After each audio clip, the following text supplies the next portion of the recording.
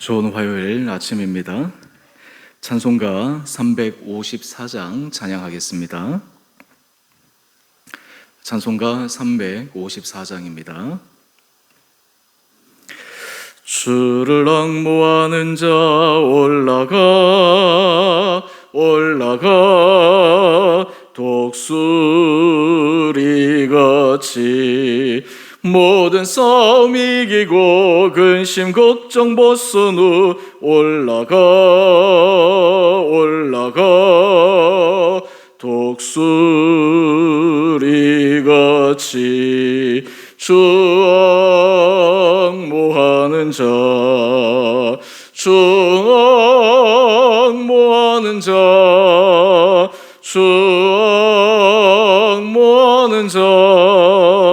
늘 강건하리라. 주를 앙모하는 자 걸어가 고단치 않네. 길을 잃은 양떼를 두루 찾아다니며 걸어가 고단치 않네. 주 앙모하는 자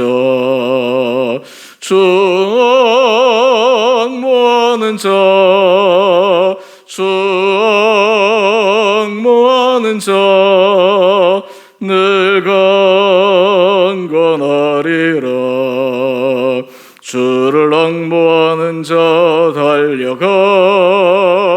달려가 피곤치 않네. 천성문을 향하여 멸류관을 얻도록 달려가 피곤치 않네. 주 앙모하는 자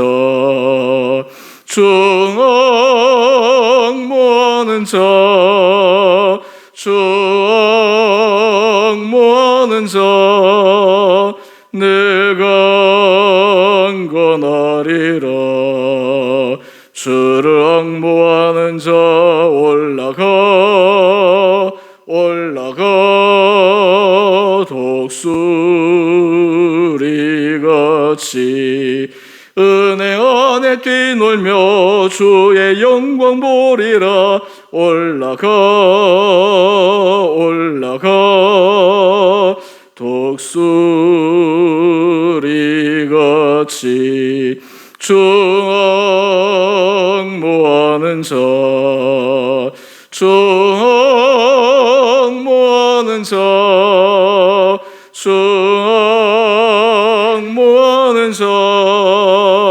늘 강건하리라. 아멘. 오늘 말씀 사사기 1장 1절에서 10절까지입니다.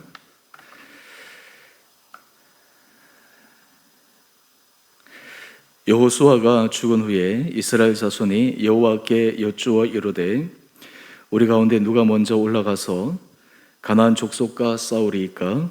여호와께서 이르시되 유다가 올라갈지니라. 보라, 내가 이 땅을 그의 손에 넘겨주었노라 하시니라.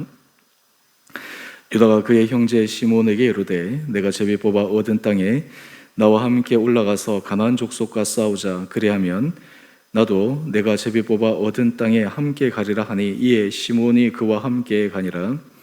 유다가 올라가매 여호와께서 가나안 족속과 브리스 족속을 그들의 손에 넘겨주시니 그들이 베색에서 10,000명을 죽이고 또 베색에서 아도니 베색을 만나 그와 싸워서 가나안 족속과 브리스 족속을 죽이니 아도니 베색이 도망하는지라. 그를 쫓아가서 잡아 그의 엄지손가락과 엄지발가락을 자르매 아도니 베색이 이르되 옛적에 70명의 왕들이 그들의 엄지손가락과 엄지발가락이 잘리고 내 상 아래에서 먹을 것을 줍더니 하나님이 내가 행한 대로 내게 갚으심이로다 하니라.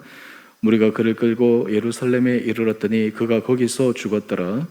유다 자손이 예루살렘을 쳐서 점령하여 칼날로 치고 그 성을 불살랐으며 그 후에 유다 자손이 내려가서 산지와 남방과 평지에 거주하는 가나안 족속과 싸웠고 유다가 또 가서 헤브론에 거주하는 가나안 족속을 쳐서 세세와 아히만과 달메를 죽였더라. 헤브론의 본 이름은 기럇 아르바였더라. 아멘. 좋은 화요일 아침입니다.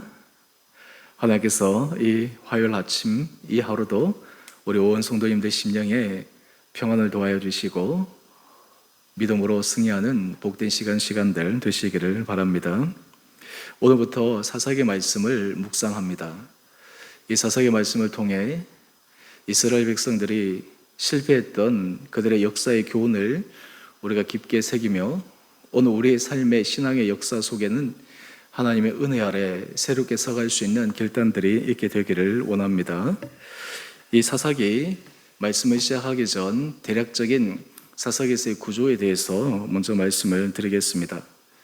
이 사사기서의 기록 배경 그 시기는 여호수아가 죽고 난 다음 그리고 사무엘이 등장하기까지의 시기를 다루고 있습니다. 하나님께서 이스라엘 백성들에게 약속의 땅 가나안을 주시고 그들이 여호수아를 통해서 가나안 땅을 점령한 후 이 사사기 말씀을 통해 아직 부분적으로 점령하지 못한 땅을 그들이 점령해 가고 또 그럼에도 불구하고 하나님께 주신 땅에서 이스라엘 백성들이 온전히 서지 못함으로 주변에 물리치지 못했던 이방 나라들에 의해서 압제를 받고 고통을 당했던 그 삶의 모습들을 우리에게 확인해 주고 있습니다. 사사기서에는 여러 명의 사사들이 등장합니다. 이 여러 명의 사사들이 등장을 해서 하나님께서 그들에게 맡기신 사명을 감당하는데 이 사사기 전체의 사사를 통해서 하나님께서 역사하시는 구조에는 공통된 하나의 구조가 있습니다. 그것은 이스라엘 백성들이 하나님의 은혜를 받으면 그 은혜를 잊지 않고 살아가야 할 터인데 곧 그 은혜를 잊어버립니다. 하나님의 은혜를 배반합니다. 그러면 그 결과로 이방 민족들에 의해 이스라엘 백성들이 고통을 경험합니다. 그제서야 이스라엘 백성들은 다시 하나님께 구원의 손길을 보내주시도록 기도하고 요청합니다. 그때 하나님께서 사사를 보내주셔서 이스라엘 백성들을 구원하십니다. 이 배신과 고통 그리고 간구, 구원 이 네 가지의 이 구조가 한 번 정도면 충분할 터인데 이 사사를 통해서 계속해서 반복되어집니다. 사사기에는 한 13명의 사사가 등장하는데 이 사사가 등장할 때마다 이러한 구조와 패턴이 반복되고 있습니다. 여기서 먼저 우리가 하나 기억할 것은 삶에 있어서 실패를 통해 교훈을 받고 다시 똑같은 실패와 실수를 하지 않도록 하는 것이 참 지혜로운 사람들입니다. 개인뿐만 아니라 특히 공동체, 나라 같은 경우에는 더 그러합니다. 과거에 뼈아픈 실수와 실패가 있었다면 그것이 앞으로 똑같은 실수, 비슷한 실수 또 그와 유사한 여러 가지 실수들을 하지 않도록 늘 주의를 기울여서 발전시키는 것이 사람의 마땅한 본분인데 사사기서에는 마치 다람쥐가 쳇바퀴 돌듯이 동일한 이 패턴의 구조 속에서 이스라엘 백성들이 살아가고 있음을 보여줍니다. 우리 생명의 삶 제일 앞쪽에 사사기 길라잡이에 보면 그래서 이 역사를 나선형 하강의 역사 이렇게 표현하고 있는데 어떻게 보면 잘 표현한 단어라고 생각을 합니다. 오늘 우리가 이것을 생각하면서 우리 삶에 먼저 하나님 앞에 기도드려야 될 것이 있습니다. 그것은 하나님, 우리의 인생은 신앙이 나선형으로 하강되는 것이 아니라 우리의 인생이 계속해서 상승할 수 있는 은혜를 허락하여 주십시오. 사람은 완벽할 수 없기 때문에 늘 실수하고 넘어질 수 있지만 인생에서 하강의 역사가 아니라 상승의 역사로 갈 수 있도록 하여 주십시오. 앞으로 우리가 사사기 말씀을 묵상할 때마다 우리 안에 이러한 마음의 하나님 앞에 간구를 가지고 또 등장하는 인물들을 보며 우리 안에 우리 본 모습을 확인할 수 있는 시간들 되기를 원합니다. 오늘의 본문으로 돌아가시면 우리 1절에 이 사사기가 시작된 시기적 상황을 말씀해 줍니다.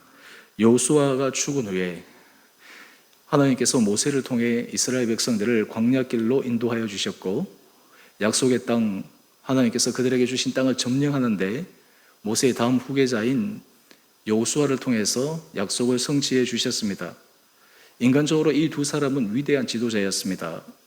이 위대한 지도자 여호수아가 죽은 후에 어떤 의미에서 이스라엘 백성들은 지도자를 잃었기에 그들 마음이 힘들 수도 있는데, 그때 그들은 하나님께 은혜를 구합니다. 하나님께서 어떻게 하실지를 그들이 간구합니다. 이 사사기의 첫 출발은 참 좋은 것 같습니다. 이렇게만 살아갔다면 얼마나 좋았겠습니까? 우리 1절 말씀을 이어서 한번 보시죠. 이스라엘 자손이 여호와께 여쭈어 이르되 우리 가운데 누가 먼저 올라가서 가나안 족속과 싸우리이까? 신앙의 굉장히 중요한 모습을 보여줍니다. 어떤 일을 하기 전에 먼저 하나님께 질문합니다. 하나님께서 말씀하신 하나님의 뜻과 그리고 하나님의 계획을 먼저 물어봅니다. 이것이 신앙생활에서 참 중요한 모습입니다.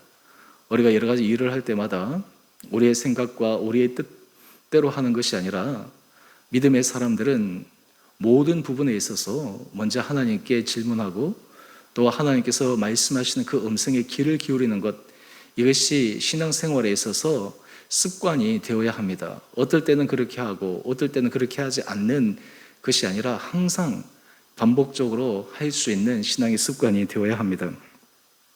이렇게 했을 때 하나님께서 말씀하십니다. 우리 2절 말씀을 한번 보시죠. 유다가 올라갈지니라. 지금 가나안 땅을 전체를 점령하고 이제 남은 땅은 사실 점령하기 힘든 땅이었습니다.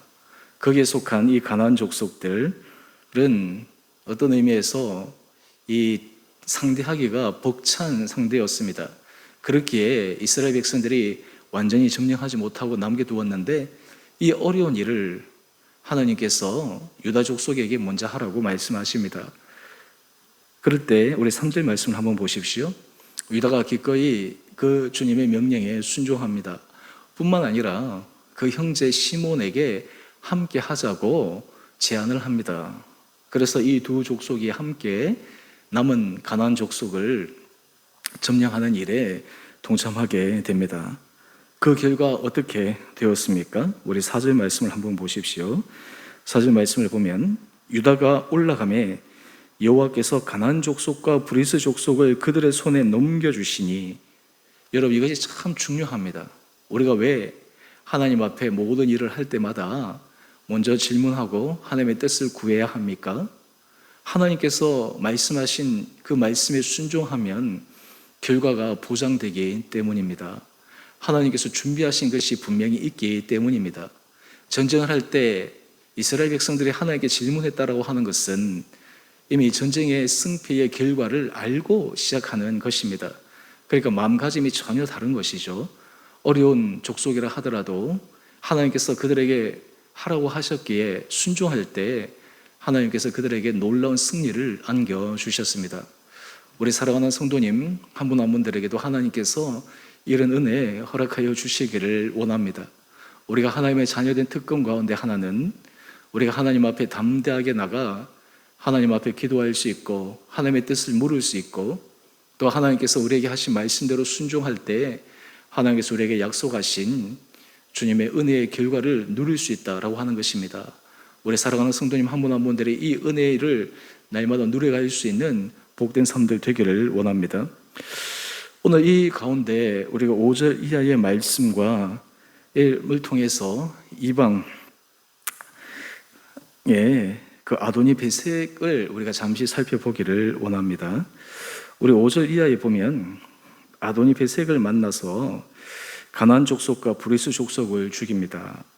그리고 당시 이 전쟁이 끝난 다음 포로들에게 행하는 그 관례들이 있는데 6절을 보면 엄지손가락과 엄지발가락을 잘랐다라고 이야기를 합니다. 참 현대적인 관점에서 보면 너무나 이 고대의 싸움들은 인권이라든지 참 이런 것들이 존중되지 않고 하는 참혹한 현장을 볼 수가 있죠. 그런데 이러한 일을 경험한 아도니 베색의 고백을 우리가 한번 눈여겨보십시다. 우리 7절 말씀입니다. 아도니 베색이 이스라엘 백성들에게 참패하고 그리고 엄지손가락과 엄지발가락이 잘려진 그 상황 속에 아도니 베색의 고백입니다. 제가 읽어보겠습니다. 옛적에 70명의 왕들이 그들의 엄지손가락과 엄지발가락이 잘리고 내 상 아래에서 먹을 것을 줍더니 하나님이 내가 행한 대로 내게 갚으심이로다. 여러분, 이게 참 무서운 이야기이기도 하고 우리가 인생에서 우리 마음속에 정말 경종을 울릴 만한 말씀이기도 합니다. 하나님이 내가 행한 대로 내게 갚으셨다. 하나님께서 이 아도니 베색에게 행하신 이 일은 아도니 베색이 왜 내한테 이렇게 부당한 일을 이스라엘 백성들이 할까라고 하는 것이 아니라 그러한 결과를 통해서 자신이 예전에 했던 일을 떠올립니다. 자신이 잘못했고 또 자신이 그리고 승전했던 그 모습을 되새기면서 그 일이 결국 내게로 돌아와서 내가 보응을 받는구나. 여러분, 우리가 하나님 앞에 삶을 살아갈 때 이러한 생각도 굉장히 중요합니다. 우리가 인과응보라고 하는 것을 잘 알고 있지 않습니까? 사람이 자기가 뿌린 대로 거둔다라고 하는 것, 이것이 자연의 이치요 법칙인데 때로 사람들이 그것을 잊어버립니다. 내가 어떤 씨를 뿌리느냐, 내가 어떤 삶의 모습들로 살아왔느냐, 거기에 대한 대가와 결과들을 반드시 져야 되는데 사람들은 그것을 종종 잊어버릴 때가 있습니다. 그런데 오늘 아도니 베색은 하나님이 내가 행한 대로 내게 갚으심이로다. 또 이것을 반대로 우리가 생각해 보면 우리가 하나님 앞에 믿음의 길, 순종의 길, 하나님 앞에서 아름다운 인생의 길을 살아갈 때 하나님께서 우리의 삶의 모습들을 통해 우리에게 더 큰 은혜를 주실 것을 기대할 수 있는 말씀이지 않습니까? 우리 사랑하는 성도님 한 분 한 분들에게 하나님 앞에서 담대하게 나갈 수 있는 고백들이 여러분 가운데 있게 되기를 원합니다. 물론 그렇다고 해서 우리가 단지 인과응보의 생각만을 가지고 살아가면 우리 안에 두려운 마음이 듭니다. 하지만 우리 안에 연약함과 부족함과 넘어짐이 있지만 우리가 예수 그리스도 안에 하나님의 기뻐하신 일을 하려고 할 때 하나님은 우리들에게 선한 보응을 하시는 분이심을 우리는 기억해야 합니다. 오늘 특별히 우리 이 아침 우리 사랑하는 성도님 한 분 한 분들이 우리가 삶을 살아가는 모든 삶의 과정들이 또 지나간 시간은 지나갔다 하더라도 오늘 하루 살아가는 이 삶에서부터 하나님의 크신 은혜를 받을 수 있는 귀하고 복된 삶을 살아가시기를 축원합니다. 오늘 큐티의 제목을 한번 보십시오. 큐티의 제목을 보면 형통한 사명 성취, 도우시는 주님의 손길. 여러분, 우리 인생 가운데 하나님 앞에서 성실함으로 걸어갈 때 하나님께서 우리를 도우시고 우리에게 맡기신 귀한 사명들을 하나하나 잘 성취해 갈 수 있는 은혜를 누릴 수 있는 하루하루의 시간들 되시기를 원합니다.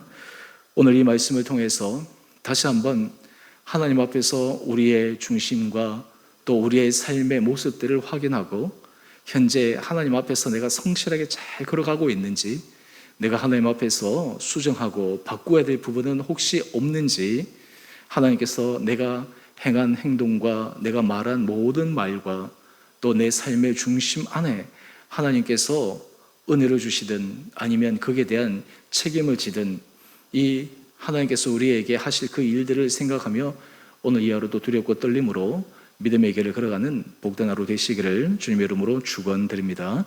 우리 함께 같이 기도하겠습니다.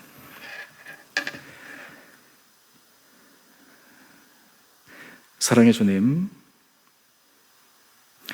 이스라엘 백성들의 사사기서에 일어나는 삶의 패턴과 반복을 보며 우리들의 인생에서도 하나님 앞에서 아름다운 인생을 살아갈 수 있는 믿음의 결단들 있게 하여 주옵소서.